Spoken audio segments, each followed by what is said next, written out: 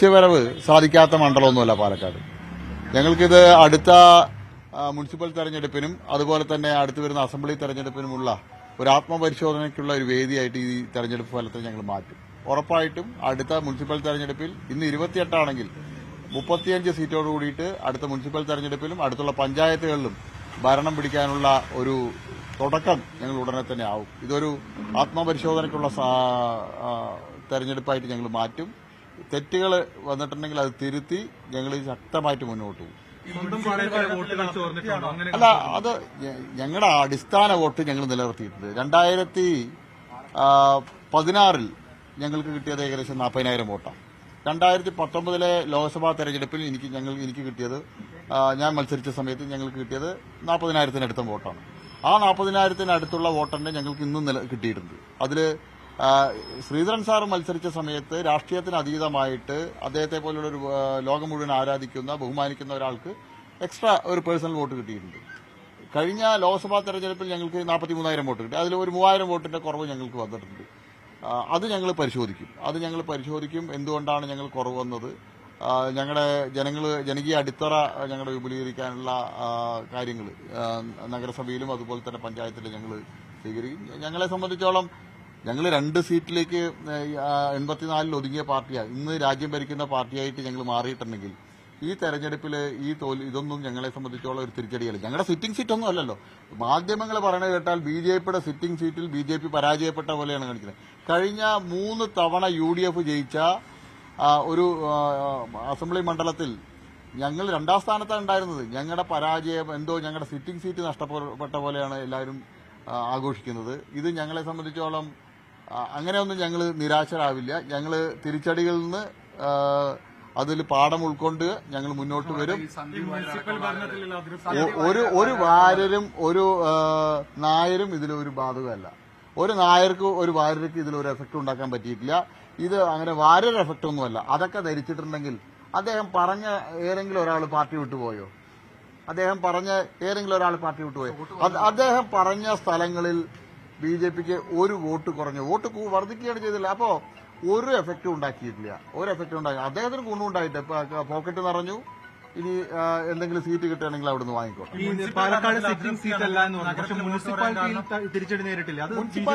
മുനിസിപ്പാലിറ്റിയിൽ നിങ്ങൾ ശ്രീധരൻ സാർക്ക് കിട്ടിയ വോട്ടാണോ BJPയുടെ ബേസ് വോട്ട്?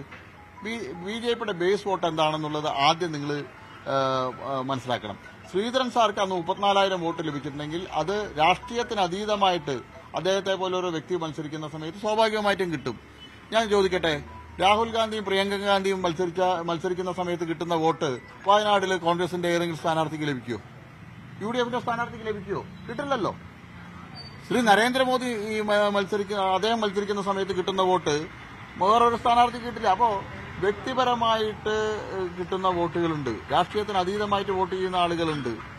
ആ വോട്ടുകളാണ് ശ്രീധരൻ സാർക്ക് ലഭിച്ചിട്ടുണ്ട്, അധികമായിട്ട് ലഭിച്ചിട്ടുണ്ട്. അദ്ദേഹത്തെ പോലുള്ള ഒരു വ്യക്തി മത്സരിക്കുന്നത് എനിക്ക് വ്യക്തിപരമായിട്ട് അറിയുന്ന കോൺഗ്രസിന്റെ പരമ്പരാഗതമായിട്ട് കോൺഗ്രസിന് വേണ്ടി വോട്ട് ചെയ്യുന്ന കുടുംബങ്ങൾ അന്ന് പരസ്യമായിട്ട് ശ്രീധരൻ സാർക്ക് വേണ്ടി പ്രവർത്തിക്കാൻ ഇറങ്ങിയിട്ടുണ്ട്. അദ്ദേഹത്തെ പോലെ ഒരു ഇത്രയും ബഹുമാന്യനായിട്ടുള്ള ഒരാൾ മത്സരിക്കുന്ന സമയത്ത് കിട്ടുന്ന, ഞാൻ കാലത്ത് പറഞ്ഞല്ലോ, ശ്രീധരൻ സാറുടെ അടുത്ത് നിൽക്കാൻ പോലും അർഹതയില്ലാത്ത ഒരാളാണ് ഞാൻ. അപ്പോൾ അദ്ദേഹത്തിന് കിട്ടുന്ന വോട്ട് മുഴുവൻ വ്യക്തിപരമായിട്ട് എനിക്ക് കിട്ടുന്ന ഞാൻ ആഗ്രഹിച്ചാൽ അത് തെറ്റാണ്. ഞാൻ അത് ആഗ്രഹിച്ചിരുന്നില്ല. ഞങ്ങളുടെ സംഘടനാ ശക്തി ഉപയോഗിച്ചുകൊണ്ട് പാലക്കാട് ഞങ്ങൾ ജയിക്കാനുള്ള ശ്രമം നടത്തി. ഞങ്ങൾക്ക് വിചാരിച്ച രീതിയിൽ മുന്നോട്ട് പോകാൻ കഴിഞ്ഞില്ല. അത് എന്തുകൊണ്ടാണ്? ഞങ്ങൾ പ്രതീക്ഷിച്ച കേന്ദ്രങ്ങളിൽ വിചാരിച്ച രീതിയിലുള്ള മുന്നേറ്റം ഉണ്ടാക്കാൻ പറ്റിയിട്ടില്ല. അതെന്താണെന്ന് ഞങ്ങൾ പഠിക്കും. ഞങ്ങൾ ആ അതൊന്ന് തെറ്റുകൾ ഉണ്ടെങ്കിൽ അത് തിരുത്തി ഞങ്ങളുടെ ശക്തമായിട്ട് ഞങ്ങൾ മുന്നോട്ട് പോകും.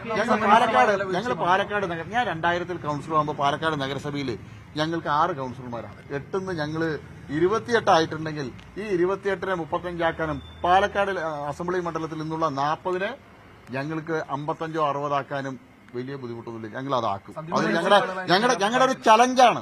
നിങ്ങൾ എഴുതി വെച്ചോ, അടുത്ത 2026 നിയമസഭാ തെരഞ്ഞെടുപ്പിൽ ഞങ്ങളുടെ ചലഞ്ചാണ് പാലക്കാട് നിയമസഭാ മണ്ഡലം പിടിക്കാനുള്ള പണി ഞങ്ങൾ ഇന്ന് തുടങ്ങി.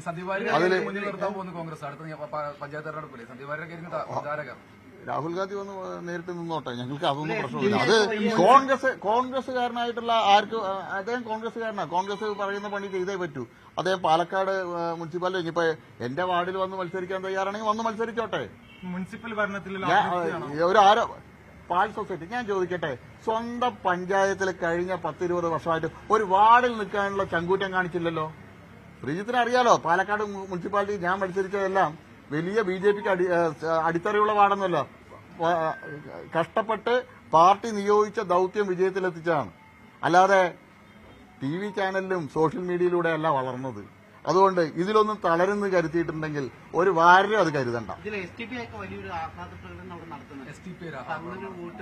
വർഗീയ ശക്തികളുടെ മുഴുവൻ പിന്തുണയല്ലേ ഇത്രയേറെ വലിയ ക്യാമ്പയിൻ നടന്നിട്ടില്ലേ? ഈ വേറെ ഏതെങ്കിലും തെരഞ്ഞെടുപ്പ് നടന്നിട്ടോ? ഗ്രീൻ ആർമി എന്നുള്ള പേരിലല്ലേ VD സതീശൻ അടക്കമുള്ള ആളുകളുടെ നേതൃത്വത്തിൽ ഇവിടെ പ്രചരണം നടന്നത്? അതുകൊണ്ട് ഞങ്ങളെ തോൽപ്പിക്കാനായിട്ട് എല്ലാ ശക്തികളും ഒന്നിച്ചിട്ടുണ്ടായിരുന്നു. കാരണം BJP തെരഞ്ഞെടുപ്പിൽ പാലക്കാട് ജയിച്ചാൽ ആ BJP കേരള രാഷ്ട്രീയത്തിൽ മാറ്റം വരും. ഞാൻ ചോദിക്കട്ടെ, നിങ്ങൾ എന്താ ചോദിക്കാതെ? 44,000 വോട്ട് 2019 MP രാജേഷിന് കിട്ടിയില്ലേ പാലക്കാട് അസംബ്ലി മണ്ഡലത്തിൽ? എന്താ അത് ചർച്ചയാക്കാത്തത്? നിങ്ങൾ CPM-ന് തിരിച്ചടിയില്ലേ? ആ 7,000 വോട്ട് CPM-ന് ഇപ്പോഴും കുറവല്ലേ? MP രാജേഷിന് 44,000 വോട്ട് കിട്ടിയ ഇവിടെ 2006 KK ദിവാകരൻ ജയിച്ച CPM-ന്റെ സിറ്റിംഗ് സീറ്റല്ലേ? അവർക്ക് തിരിച്ചടി കിട്ടിയതിനെ സംബന്ധിച്ച് നിങ്ങൾ എന്താ ചർച്ച ചെയ്യാത്തത്? ഞങ്ങൾക്കാണോ തിരിച്ചടി? ഞങ്ങൾ 2ാം സ്ഥാനത്തോട് കഴിഞ്ഞ ശ്രീധരൻ സാർ മത്സരിച്ച സമയത്തും മറ്റ് ശോഭാ സുരേന്ദ്രൻ മത്സരിച്ച സമയത്തും 2ാം സ്ഥാനത്ത് വന്നു. ആ 2ാം സ്ഥാനത്ത് വന്ന ഞങ്ങൾ പ്രയത്നിച്ച് മുന്നോട്ട് വന്ന ഞങ്ങള് എന്തോ വലിയ നഷ്ടം ഞങ്ങൾക്ക് സംഭവിച്ചു, ഞങ്ങൾ അങ്ങനെ തകർന്നു പോയി എന്ന് പ്രചരിപ്പിക്കുക. MLA ഉണ്ടായിരുന്ന പാർട്ടി, 44,000 വോട്ടുണ്ടായിരുന്ന പാർട്ടി, അത് താഴോട്ട് പോയതിനെ പറ്റി ആർക്കും ചർച്ചയില്ല. മുനിസിപ്പൽ ഭരണത്തിൽ അതൃപ്തിയാണ് നഗരത്തിൽ ഇങ്ങനെ വോട്ട് വ്യാപകമായിട്ട് ചോരാൻ കാരണം. ഞങ്ങൾ പറഞ്ഞ പോലെ ബൂത്ത് അടിസ്ഥാനത്തിലുള്ള വോട്ടർ പട്ടിക വോട്ടിന്റെ വിവരങ്ങൾ ലഭിക്കട്ടെ. ഞങ്ങൾ കൃത്യമായിട്ട് ഓരോ വാർഡുകളിലും ഓരോ കൌൺസിലർമാരുടെയും പ്രവർത്തനത്തിൽ എന്തെങ്കിലും അപാകതകളുണ്ടെങ്കിൽ അത് പഠിച്ച് അപാകതകളുണ്ടെങ്കിൽ അവരെ കൊണ്ട് തിരുത്തും. അവരെല്ലാം പാർട്ടിക്ക് വിധേയമായിട്ട് പ്രവർത്തിക്കുന്ന ആളുകളാണ്. ഒരാളും പാർട്ടിക്ക് അതീതമായിട്ട് പ്രവർത്തിക്കുന്ന ആളുകളല്ല. പാർട്ടി നാളെ മത്സരിക്കാൻ പറഞ്ഞാൽ മത്സരിക്കും, നാളെ മത്സരിക്കേണ്ട പറഞ്ഞാൽ മത്സരിക്കാതിരിക്കുന്ന ആളുകളാണ്. അല്ലാതെ കസേര കണ്ട് മറ്റു പാർട്ടിയിലേക്ക് പോകുന്ന ആളുകളല്ലാന്ന് ആ 28 ആള് തെളിയിച്ചല്ലോ. 28 ആളുകളെയും കൊടുത്ത പ്രലോഭനങ്ങൾ എന്തൊക്കെയാണെന്ന് നിങ്ങൾക്കറിയാലോ. 2.5 കോടി രൂപയിൽ 9 കൌൺസിലർമാരായിരുന്നല്ലോ 2.5 കോടി രൂപ വില കിട്ടിയത്. ഏത് കൌൺസിലർ പോയി? കാരണം അവരെല്ലാം ഈ ആശയവും ആദർശവും ഒക്കെ ഉൾക്കൊണ്ട് പ്രവർത്തിക്കുന്ന ആളുകളാണ്. അവരൊന്നും പോയില്ല. കൽപ്പാത്തിയിൽ ഒരു തിരിച്ചടിയും കിട്ടിയില്ല. കൽപ്പാത്തിയുടെ വോട്ടിന്റെ കണക്ക് 24-ലെയും ഈ തെരഞ്ഞെടുപ്പിലത്തെയും വോട്ടിന്റെ കണക്ക് വെച്ചിട്ട് ഞാൻ ബൂത്ത് അടിസ്ഥാനത്തിലുള്ള കണക്ക് വരട്ടെ, ഞാൻ പറഞ്ഞു തരാം. ഷാഫിക്ക് കിട്ടിയ വോട്ട് രാഹുലിന് കിട്ടുമോ, അത് ഭൂരിപക്ഷം കിട്ടുമോ എന്നാണ് താങ്കൾ ചോദിച്ചിരുന്നത്. ഇപ്പൊ അതിനൊക്കെ അപ്പുറം അല്ലെങ്കിൽ ആ നിലയിലേക്ക് അത് ഞങ്ങൾ പ്രതീക്ഷിക്കാത്ത തരത്തിലുള്ള UDF-ന് അനുകൂലമായിട്ടുള്ള ഒരു വോട്ടിംഗ് ഉണ്ടായി. അതെന്താണ് ഞങ്ങൾ പഠിക്കും